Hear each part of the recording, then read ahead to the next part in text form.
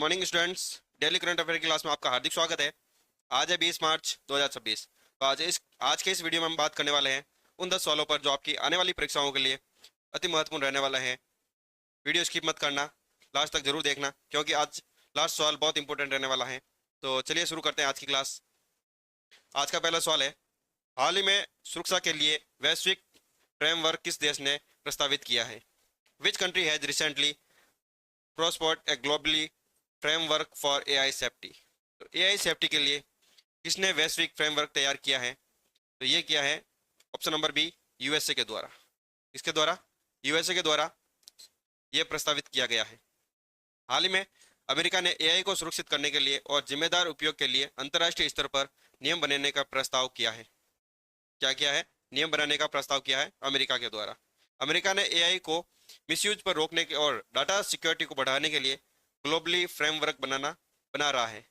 क्या बना रहा है? ग्लोबली फ्रेमवर्क बना रहा है, जिसमें एथिकल एआई, प्राइवेसी और ट्रांसपेरेंसी पे फोकस रहेगा। इन मुख्य चीज़ों पर फोकस रहेगा अमेरिका का, जिसमें एआई पर सुरक्षित और जिम्मेदार उपयोग को बनाने के लिए। अगला सवाल है, ग्लोबल रिसाइकल डे कब मनाया जाता है? When is global recycle day observed? तो ग्लोबल रिसाइकल डे कब मनाया जाता है? तो ये हर साल 18 मार्च को मनाया जाता है। कब मनाया जाता है? 18 मार्च को।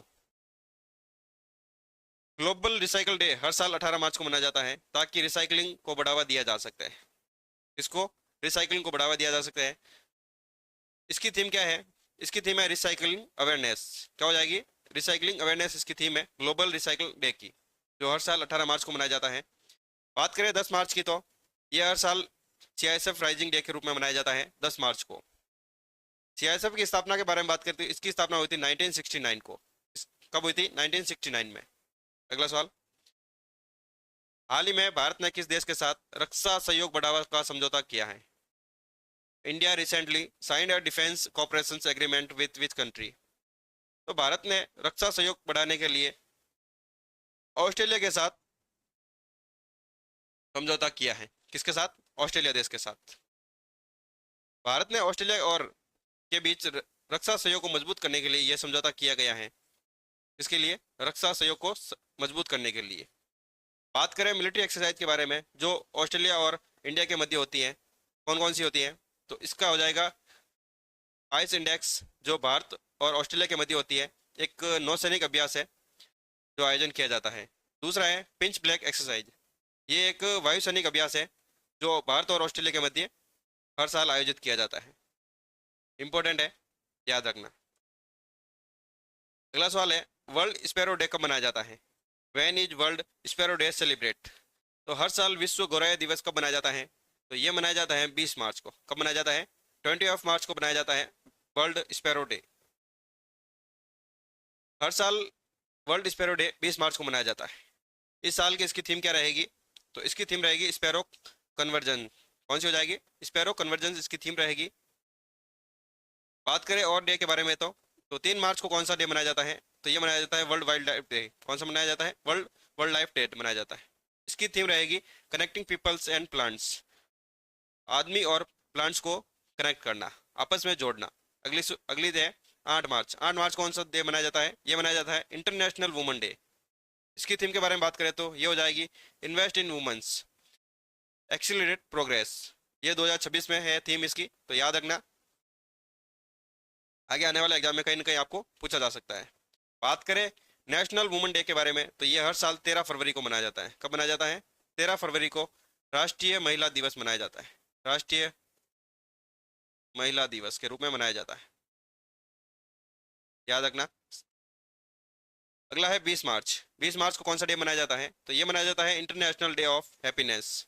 इसकी थीम है तो हैप्पीनेस फॉर ऑल। क्या रहेगी? हैप्पीनेस फॉर ऑल इसकी थीम रहेगी। ये कुछ इंपोर्टेंट्स थीम एंड डे है, तो याद रखना। अगला सवाल, एनसीबी के नए चेयरपर्सन कौन बने हैं? Who has been appoint as chairperson of NCB? तो हाल ही में एनसीबी के नए चेयरपर्सन बनाए गए हैं साध्वी निरंजन ज्योति को। किसे बनाया गया है? साध्वी निरंजन ज्योति को हाल ही में एनसीबी के नए चेयरपर्सन बनाए गए हैं। एनसीबी के बारे में बात करें तो ये साध्वी निरंजन ज्योति के बारे में बात करें तो ये एक भारतीय राजनेता है जिसको हाल ही में एनसीबी का नए अध्यक्ष नियुक्त किया गया है। एनसीबी क्या है? ये है एनसीबी एक national commission for backward class है। क्या फुल फॉर्म हो जाएगी? राष्ट्रीय पिछड़ा वर्ग आयोग। ये एक कॉन्स्टिट्यूशनल बॉडी है जो 102 अमेंडमेंट के अंतर्गत आती है।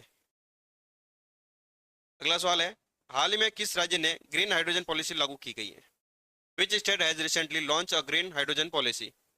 तो ग्रीन हाइड्रोजन पॉलिसी लागू करने वाला राजस्थान देश का पहला राज्य बना है। कौन सा बना है? राजस्थान राज्य। ग्रीन हाइड्रोजन पॉलिसी लागू करने वाला राजस्थान सरकार के द्वारा ग्रीन एनर्जी को बढ़ावा देने के लिए ये पॉलिसी लागू की गई है। कौन सी ग्रीन हाइड्रोजन पॉलिसी लागू की गई है? ग्रीन एनर्जी को बढ़ावा देने के लिए। सोलर एनर्जी में राजस्थान भारत में अग्रिम रहा है। फर्स्ट स्थान पे कौन है सोलर एनर्जी में? वह है गुजरात। गुजरात राज्य फर्स्ट पर है सोलर एनर्जी के मामले में। सेकंड पे है मध्य प्रदेश। और थर्ड पे कौन सा हो जाएगा? अपना राजस्थान। राजस्थान याद रखना, ये इंपॉर्टेंट है। बात करें तो ग्रीन हाइड्रोजन किसे कहा गया है? ये भविष्य का ईंधन है, fuel of future. Green hydrogen को क्या कहा जाता है? फ्यूल ऑफ फ्यूचर भी कहा जाता है। अगला है, कुछ पॉलिसियों के बारे में बात करें तो क्या हो जाएगी? उत्तर प्रदेश के द्वारा कौन सी पॉलिसी चलाई जा रही है? तो ये चलाई जा रही है सोलर एनर्जी पॉलिसी, जो 2022 में शुरू की गई थी। कब शुरू की गई थी? 2022 में। अगला है गुजरात राज्य, वह सेमीकंडक्टर पॉलिसी लागू की गई है गुजरात राज्य में, जो 2022 में शुरू की गई थी। कब की गई? 2022 में शुरू की गई थी। अगला हो जाएगा कर्नाटक। कौन सा हो जाएगा? कर्नाटक, जिसने स्टार्टअप पॉलिसी लागू की गई है। और लास्ट है मध्य प्रदेश के द्वारा। मध्य प्रदेश ने कौन सी पॉलिसी लागू की गई है? ये फिल्म टूरिज्म पॉलिसी लागू की गई है। तो कुछ ये पॉलिसीज है जो इंपॉर्टेंट है, याद रख लेना। अगला सवाल है, इंडियन पोस्ट ने नई प्रीमियम डिलीवरी सर्विस कौन सी शुरू की गई है? Which premium delivery service has been launched by Indian post? Indian post के द्वारा हाल ही में 24 speed post and 48 post premium delivery service शुरू की गई है। इसके द्वारा इंडियन पोस्ट के द्वारा, ये पोस्ट इंडियन पोस्ट के द्वारा शुरू की गई थी, सर्विस शुरू की गई थी, जो मिनिस्ट्री ऑफ कम्युनिकेशन के अंतर्गत आती है। इंडियन पोस्ट सर्विस ये सबसे फास्टेस्ट पोस्टल सर्विस है, पोस्ट स्पीड पोस्ट। अगला सवाल है, हाल ही में कौन सा देश डिजिटली करेंसी पर तेजी से काम कर रहा है? Which country is actively working on central bank digital currency? तो सेंट्रल बैंक डिजिटल करेंसी पर काम कर रहा है, तेजी से काम कर रहा है चाइना देश। कौन सा कर रहा है? चाइना देश। चीन ने अपनी डिजिटल करेंसी तेजी से विकसित कर रहा है, तो डिजिटल करेंसी कौन सी हो जाएगी?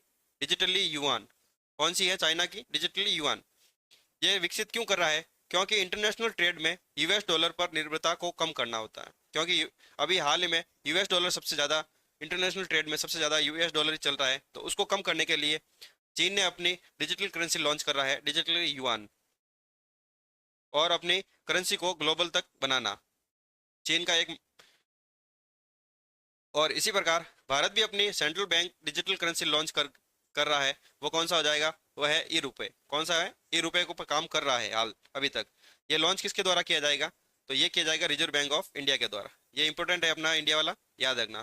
पूछ ले कि सीबीडीसी कौन सा लागू कर रहा है इंडिया, तो ये है ई रुपए पर काम कर रहा है। तो इसको लागू कौन करता है? Reserve bank of India. अगला सवाल है, हाल ही में किस खिलाड़ी ने अंतर्राष्ट्रीय क्रिकेट से संन्यास लिया है? विच player recently retired from international cricket? तो रिटायर्ड इंटरनेशनल क्रिकेट से किसने रिटायरमेंट ले लिया है? तो ये हो जाएंगे David Warner. Option number A right रहेगा। डेविड वार्नर के द्वारा हाल ही में अंतर्राष्ट्रीय क्रिकेट से संन्यास लिया गया है। डेविड वार्नर के बारे में बात करें तो ये ऑस्ट्रेलिया के ओपनर खिलाड़ी हैं डेविड वार्नर, जिसने हाल ही में अंतर्राष्ट्रीय क्रिकेट से संन्यास की घोषणा कर दी गई है। इसके कुछ रिकॉर्ड्स के बारे में बात करें तो ये ओडीआई में सबसे फास्ट सेंचुरी में भी शामिल है, और इन्होंने टेस्ट में ट्रिपल सेंचुरी भी लगाई है। नाबाद 135 पर भी नाबाद रहे हैं, और आईपीएल में सबसे ज़्यादा ऑरेंज कैप जीतने वाले खिलाड़ी बने हैं डेविड वार्नर। ये आईपीएल में हैदराबाद टीम से खेलते थे। कहाँ से खेलते थे? हैदराबाद से।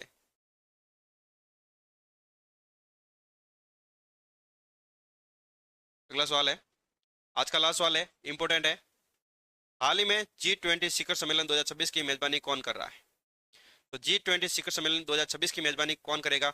Who will host the G20 summit 2026? तो ये होस्ट करेगा दक्षिण अफ्रीका, साउथ अफ्रीका होस्ट करेगा 2026 में G20 समिट। G20 शिखर सम्मेलन 2026 की मेजबानी दक्षिण अफ्रीका के द्वारा की जाएगी। इसकी शुरुआत के बारे में बात करें तो इसकी स्थापना तो 1999 में हो गई थी। कब हुई थी? 1999 में। बट इसकी शुरुआत हुई थी 2008 में। लीडर समिट शुरुआत हुई थी 2008 में।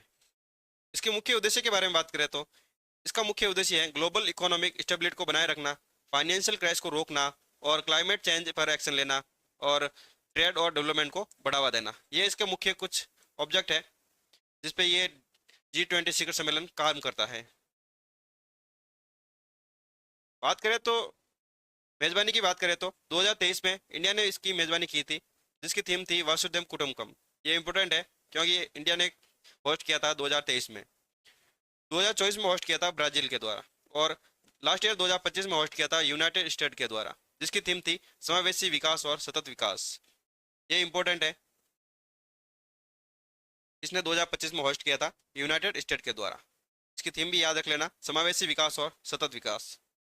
तो ये थे हमारे आज के डेली करंट अफेयर्स। अगर वीडियो पसंद आए तो लाइक शेयर सब्सक्राइब करें। आप वीडियो देखते तो बट हमें कमेंट और लाइक नहीं करते हो, जिससे हमें मोटिवेशन नहीं मिलता है। आपके एक कमेंट और लाइक से हमें मोटिवेशन मिलता है, तो ज़रूर करिएगा। मिलते हैं अगले क्लास में ठीक 7 बजे। तब तक के लिए जय हिंद, जय भारत।